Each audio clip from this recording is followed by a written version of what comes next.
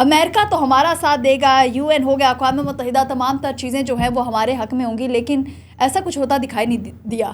Lobbying firms higher کی گئیں لیکن وہ جواب نہ آیا, بلکہ وہ آئے تو انہوں نے ذکر تک نہ کیا. میڈیا یہ کہہ رہا تھا دیکھیں جی انہوں نے نشانیاں چیک کی ہیں, مسلمان ہیں نہیں مسلمان. ادھر FIR لکھ رہی ہے کہ اندھا دھند فائرنگ کر کے انہوں نے بندے مار دیے. اب یہ جو بیانیہ رٹایا تھا یا جو یوں لکھا پیش کیا گیا, پاکستان پہ حملہ ہونے کی باتیں ہو رہی تھی نا, کوئی آواز سنی آپ نے؟ وہ نہیں ہوگی. اچھا. وہ نہیں ہوگی. انہیں پتہ ہے کہ کلبھوشن یادو بھی یہاں پہ ہے, اور ابھی نندن کا جو حال ہوا تھا وہ چائے کا کپ جو پی کے ہم نے بھیج دیا تھا, اب کوئی چائے شائے نہیں ہے.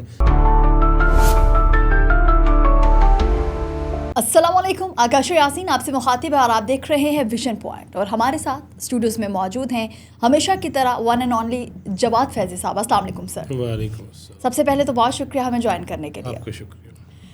پہلگام واقعہ ہوا تو پاکستان پر الزام لگا دیا, اور اس کے بعد ہم دیکھتے ہیں کہ 10 منٹ میں ہی FIR جو ہے اس کو بھی درج کر لیا گیا. پھر پاکستان پر الزام لگاتے ہوئے سندھ طاس معاہدہ جو تھا اس کو ختم کرنے کی باتیں کی گئی, اور پھر ہوتا ہے بھائی قومی سلامتی کمیٹی کا اجلاس, اور کسی بھی جارحیت کا منہ توڑ جواب دیا جائے گا. بھارت کو قومی سلامتی کے اجلاس میں یہ کہا جاتا ہے, لیکن ایک بہت بڑا سوال کہ جس طریقے سے پاکستان میں کبھی باتیں ہوتی تھی کہ ٹرمپ آ جائے گا تو یہ ہو جائے گا, وہ ہو جائے گا, ایسے ہو جائے گا, ویسے ہو جائے گا, بہت سی چیزیں ہمارے حق میں ہو جائیں گی. اسی طریقے سے بھارت میں مودی نے بھی کہا کہ بھئی امریکہ تو ہمارا ساتھ دے گا, UN ہو گیا, اقوام متحدہ, تمام تر چیزیں جو ہیں وہ ہمارے حق میں ہوں گی, لیکن ایسا کچھ ہوتا دکھائی نہیں دیا. کیا کہیں گے سر؟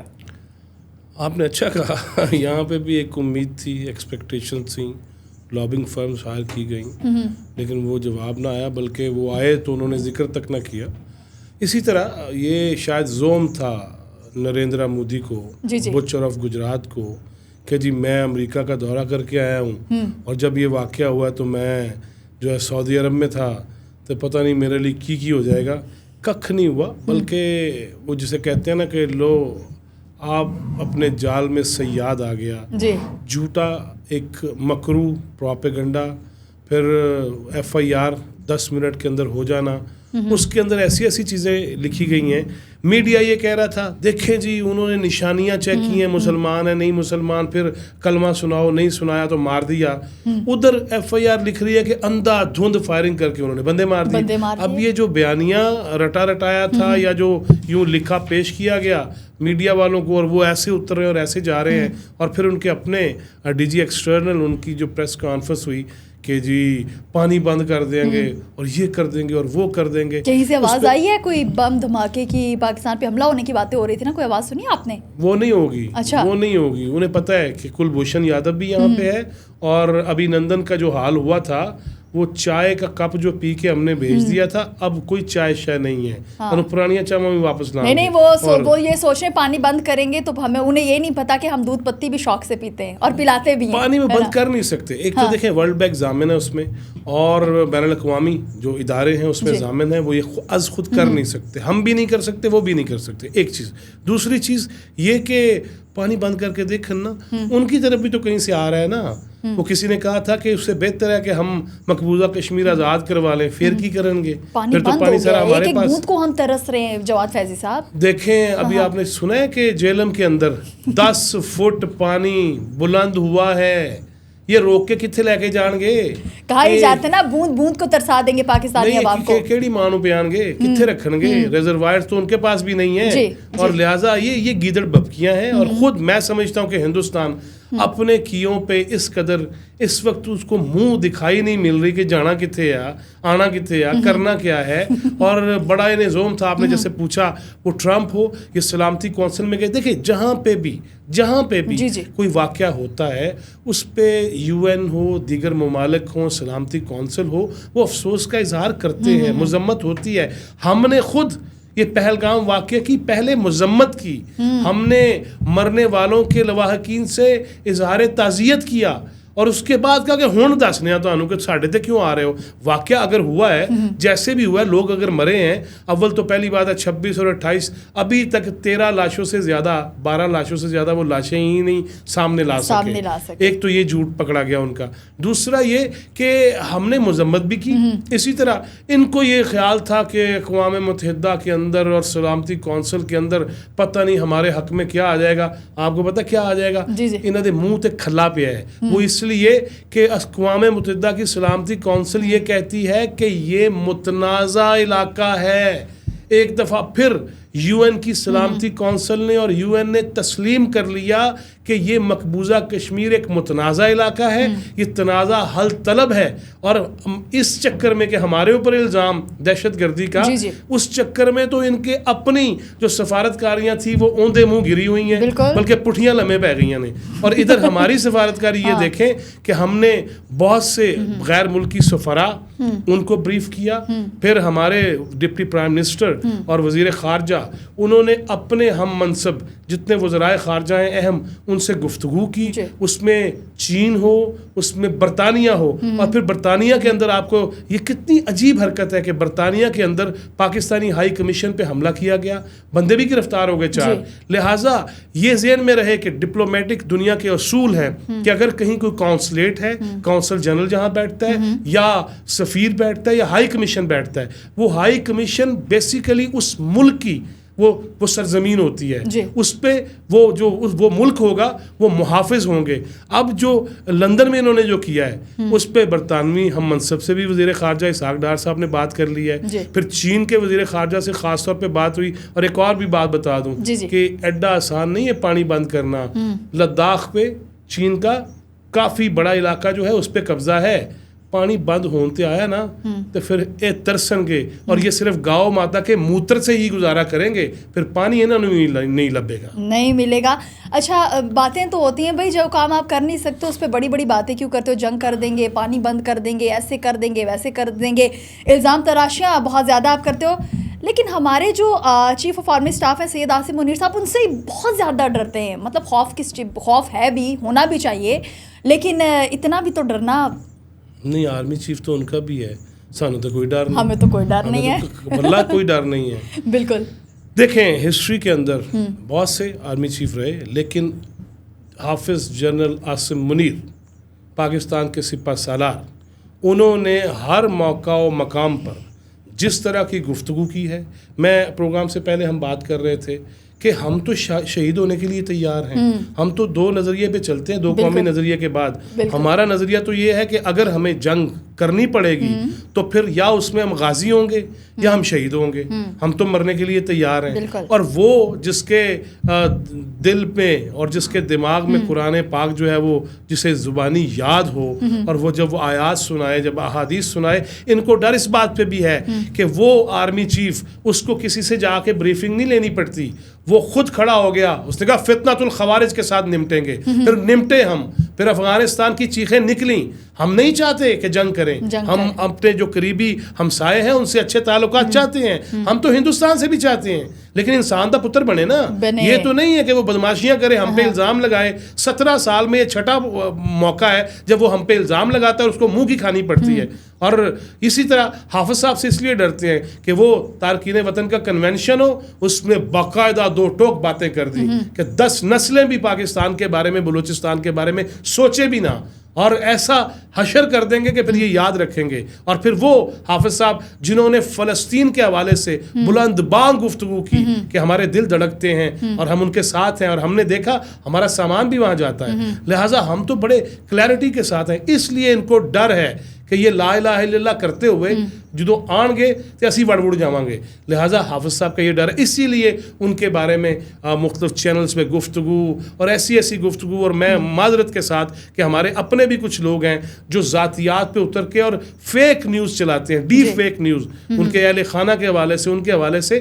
لیکن یہ بھی انڈین پروپیگنڈا ہی تھا جس میں بعض اپنے سہولت کار ہمارے شامل ہو گئے. لیکن اب کسی کو یہ جرت نہیں ہوگی, اور ہندوستان کو پتہ ہے کہ آرمی چیف اگلے محاذوں پہ, دیکھیں ایک بندے کی والدہ کی وفات ہوتی ہے, وہ خود جنازہ پڑھاتا ہے, اس کے بعد ابھی چند دن گزرے ہوں تو اس نے یہ بھی بتا دیا کہ 100 کتنے دن کا ہوتا ہے. وہ عید والے دن اگلے محاذوں پہ کھڑا تھا اپنے فوجیوں کے ساتھ کہ میں تمہارے ساتھ کھڑا ہوں. یہ بھی ڈر ہے کہ یار وہاں فوت ہوئی ہے, یہ بندہ پریشان ہی نہیں, جان دی ہوئی اسی کی تھی, لہٰذا وہ تو جانا ہے سب نے, कुल्लू नफ्सिन ज़ाइक़तुल मौत।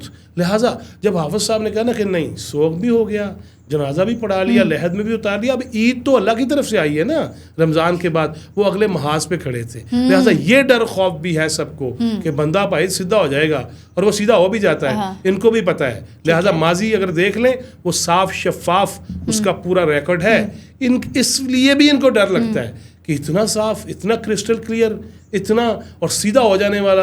लिहाजा इन्हां दी मां मरेगी, हले देखना तुसी जरा। बिल्कुल। अच्छा, खौफ की जहाँ बात हो रही है, पाकिस्तानी मीडिया से भी बहुत ज़्यादा खौफ है, और कहूँ कि आप यहाँ पे बैठ के ये जो बातें कर रहे हैं, मुझे लग रहा है कि नेक्स्ट टाइम आपको भी बैन कर दिया जाएगा।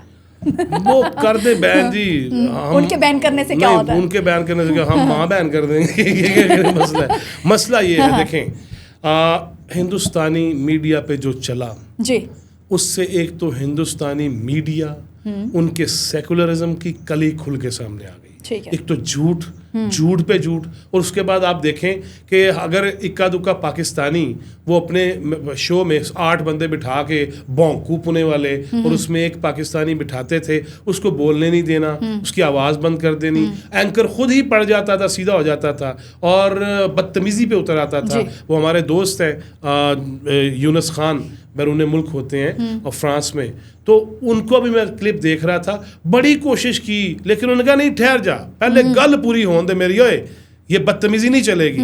लेकिन इतला ये है कि उन्होंने अब पाकिस्तानी मेहमानों को लेना बंद कर दिया है, पाबंदी लगा दी है, क्योंकि एक पाकिस्तानी भी उन 6 पे काफ़ी भारी होता है और हैवी ड्यूटी होता है।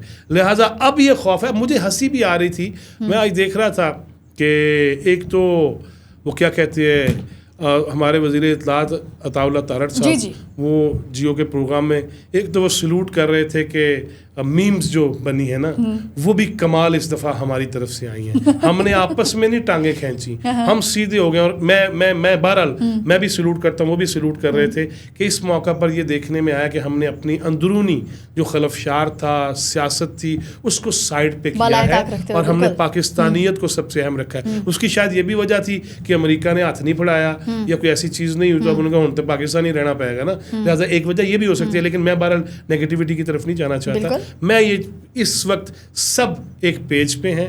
हमारे मीडिया ने जो किरदार अदा किया है, इसमें there is no doubt, national media हो, हमारे यूट्यूबर्स हों, वीलॉगर्स हों, एक कदी काली भेड़ होंदी है, उनका मैं जिक्र ही नहीं करना चाहता। लिहाजा ये सब ने किया। मैं हंसी मुझे इस बात पे आ रही थी कि यार एक तरफ ग्लोबल विलेज है, एक तरफ आप कहते हो कि हम बस्तियां आबाद करेंगे चांद पे, एक तरफ आप अपने पता नहीं कौन कौन से मंसूबे चला रहे हो, और दूसरी तरफ हमारे यूट्यूब चैनल से डर रहे हो और खौफजदा हो। अब मैं आपको हैरान, देखें मैं इसीलिए लिस्ट लेके आया हूँ। नहीं, मुझे लग रहा था कुछ है आपके पास आज ऐसा। अब मैं ये चाहूँगा कि ये देखें ना, अब ऐसे 16 चैनल्स हैं जिन पे पाबंदी, डॉन न्यूज़ पे पाबंदी। अच्छा यार दसो, उन्होंने जिसकी अजामत सुहेल वड़ाइश ने कर दी थी, इरशाद भट्टी है जी, उसका चैनल भी बंद, इरशाद भट्टी का भी। समा टीवी, ARY न्यूज़, बोल न्यूज़, रफ्तार, the Pakistan reference, Jio news, समा स्पोर्ट्स, इवन स्पोर्ट्स और GNN। अच्छा जी, क्रिकेट का एक चैनल है उज़ैर क्रिकेट, अच्छा उनके तो भी पाबंदी। हद है यार, आप तो स्पोर्ट्समैन वाला भी काम आपके अंदर कोई नहीं है। फिर उमर चीमा का वो जो है YouTube channel, Umar Cheema exclusive, वो भी बंद। आसमा शराजी हमारी बहन जो है, उनका भी चैनल बंद। फिर मुनीफ फारूक का भी बंद, सुनो न्यूज़ भी बंद। और अजीब बात है, रिजवानुर रहमान रजी नामा, वो भी बंद। यानी कि अब ये सरकार ने ये लिख के दिया है, सरकार कहती है कि इन चैनल्स को हिंदुस्तान में पाबंदी लगाई जाए, कोई देखे ना।